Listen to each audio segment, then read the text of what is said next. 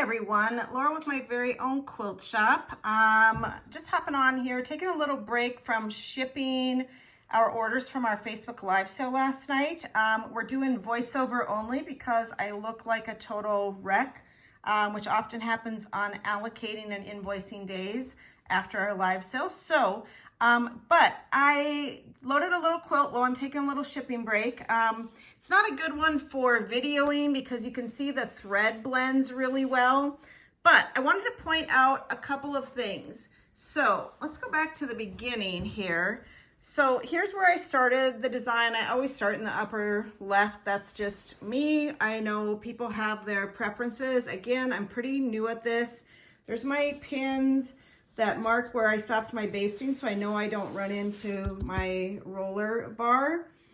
Anyway, I'm doing a swirl variation. I absolutely adore swirls. This is one, I watched a Joanna Marsh video. She called it smoky swirls. To me, it kind of looks like commas. The technique is a little bit different. You can see they're kind of swirly. You come in, you kind of make little points. That's why she calls them smoky swirls. They could be spiky swirls.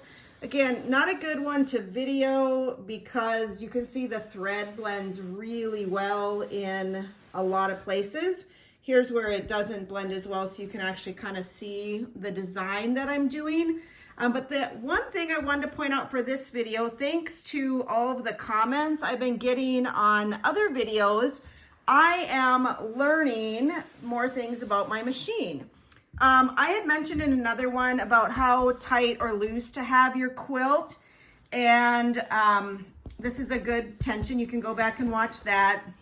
I showed how to roll the machine underneath. I mentioned that when I got it too tight, it was thumping, and a super awesome commenter said, you know, you might have your take-up bar, that's the bar up here, too high, and she was correct because she said you should be able to put your hand underneath. So I can get a little bit more than that, but I'm factoring in that I'm gonna be rolling up the quilt too. So what had happened was before I took that Life Happens break, the quilt that I had been quilting was a rather large quilt. It was the first large quilt that I did. And I had followed the instructions I had received in my training to raise the take-up bar using that lovely handle there. And by the time I got back to quilting again, I never put it back down. So it was about, you can see how nice and level the quilt is. It was about twice as high. So it was creating a little ski slope here, which was undoubtedly contributing to the thumping.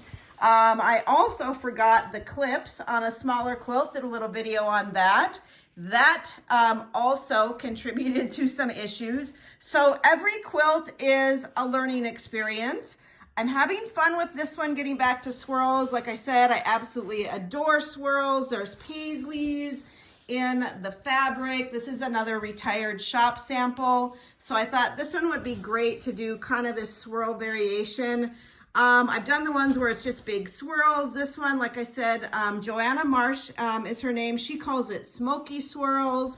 Some people, I think, probably call it spiky swirls. I don't know. I think, as I said in the beginning, that they look kind of like commas or apostrophes.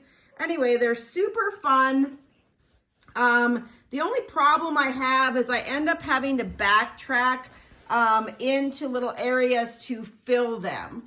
So I did practice a little bit on paper. I always recommend that.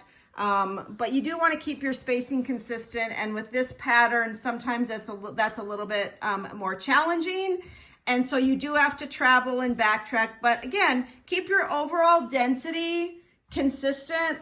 It's hard to see where I've done that because my thread blends, but there's definitely areas where I popped back in and didn't really do a swirl. I just kind of echoed or I did something else. And that's okay because once it's all done, as long as your spacing is consistent and you've pretty much quilted your whole quilt, it's all gonna look great. It's all gonna blend in.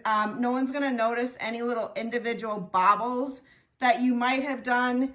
Here's a little odd area that should, you know, ideally that would have been quilted a little bit, but it's not gonna make a huge difference when all is said and done.